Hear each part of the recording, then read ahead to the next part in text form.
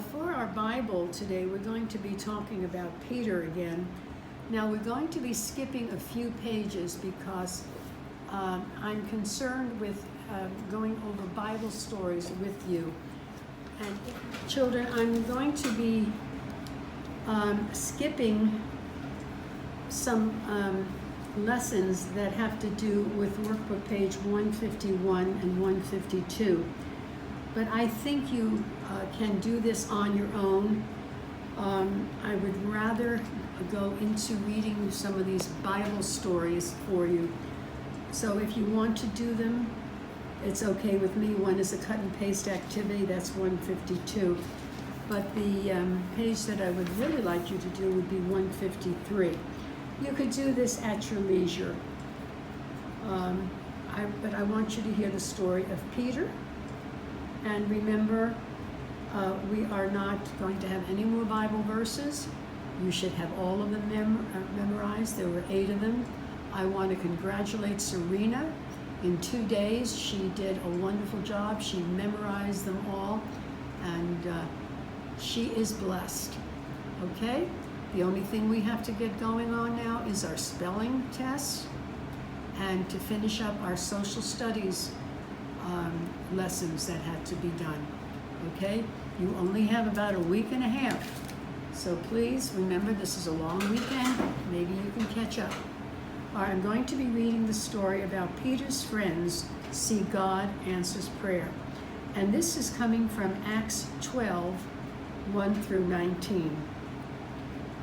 All right, now, King Herod began to persecute believers. Persecute means put them in jail. Maybe he beat them. Maybe he even had them killed because they were Christians. He had James the apostle killed. He also put Peter in prison. Remember, he had even beaten Paul and Silas because he didn't want those Christians because they were going against his authority as being king. Remember, he didn't want them to have Jesus as the king of their lives. He thought that this was terrible and that they deserved to die. All right, so Peter is now in prison, and the time was a feast of unleavened bread when the Jews would be busy preparing the Passover. Now remember, in the Last Supper that Jesus had with his disciples before he was crucified, that was also Passover. That was the remembrance of when the Jews, Hebrews, Israelites, whatever you want to call them, left Egypt. And they celebrated Passover. That was the 10th plague that Moses put on the people, where the firstborn would be killed, unless, of course, you had the blood of a lamb over your doorway. And of course, the Egyptians didn't, and the Pharaoh didn't, and he lost his son. And that was the last step, the last plague that forced him to let the Jewish people leave. So this was the Passover season again. It happens every year. The Jews still celebrate Passover. It's the same time as Easter. Herod decided to wait until after Passover to decide what to do with Peter. He didn't want to kill him right then and there because maybe he would get the Jewish people upset. 4 squads of soldiers guarded Peter in the prison. He's 1 man and 4 squads. I don't know how many are in the squad, maybe 10 or 12. So 4 times 12 would be 48 men watching one little guy. But Peter's friends, other Christians of course, were praying for him. The night before Herod brought Peter to trial, Peter was sleeping between the 2 soldiers who guarded him. He was bound with chains. There were guards in front of the door watching over the prison. It did not seem like there was any way for Peter to escape. Suddenly, remember the earthquake that happened to Paul and Silas? Well, suddenly the angel of the Lord appeared and a light shone into the cell. The angel touched Peter to wake him up. "Arise up quickly," the angel said. the chains fell from Peter's wrist. The angel told Peter to put on his sandals and to wrap his cloak around him. And then he said, "Follow me." Peter walked behind the angel, thinking he must be having a dream. Surely this wasn't really happening. They passed the first guard and then the second. They came to the big iron gate that led into the city. The gate opened up all by itself. Woo! Peter began following the angel along the street. Suddenly, the angel disappeared. Peter realized that this was no dream.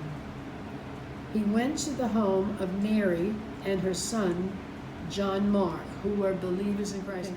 Now, remember, Mary is a very, very common name in those days. There were lots of Marys in the Bible, but this Mary had a son called John Mark. Okay?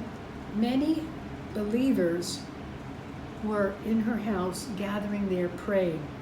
Peter knocked on the door. A servant girl named Rhoda came to answer. As soon as she heard Peter's voice outside, Rhoda's joy was so great that she forgot to open the door. She went running in to tell the others that Peter was outside. The others told her that she must be crazy. Even though they were praying for Peter, they did not believe it was possible for him to escape. Peter continued to knock, and Rhoda kept insisting that Peter was there, standing outside. Finally, the believers went to open the door. To their amazement, there stood Peter. Everyone probably began asking questions at once. Peter held up his hands for silence. He began to tell them his story, describing to them how the Lord had let him out of prison. Peter told his friends to spread the news to the rest of the believers. Then he left for another place. As soon as daylight came, the soldiers at the prison were shocked to find Peter missing. None of them could figure out what had happened to him. Herod ordered a search, but Peter could not be found. So Peter had the men who guarded, so Herod had the men who had guarded Peter put to death, because it was their responsibility to guard him. And Herod was so mean when he saw that his prisoner had escaped, so as a punishment he killed all the guards. That shows you what kind of a person he was, and how the prayers of the Christians helped Peter, because Peter was very, very important. These apostles had to spread the word, so God performed many, many miracles in order to get the word spread throughout the countries around them. And unfortunately, they died horrible, horrible deaths, but the word got out first. And we have this problem today also in many parts of the world. Christians are treated poorly. Some of them are killed. Some of them are forced to leave their homes. Missionaries have trouble going into certain countries to spread the word, and they risk their lives. They have to hide out in secret and have secret meetings. We're very lucky. We're very lucky. Starting with the pilgrims who came here looking for religious freedom, we have religious freedom here. We can go to church. We can pray whenever and wherever we want. We could read the Bible. But we are very lucky, because even in today's world, many people who believe in Jesus Christ are suffering.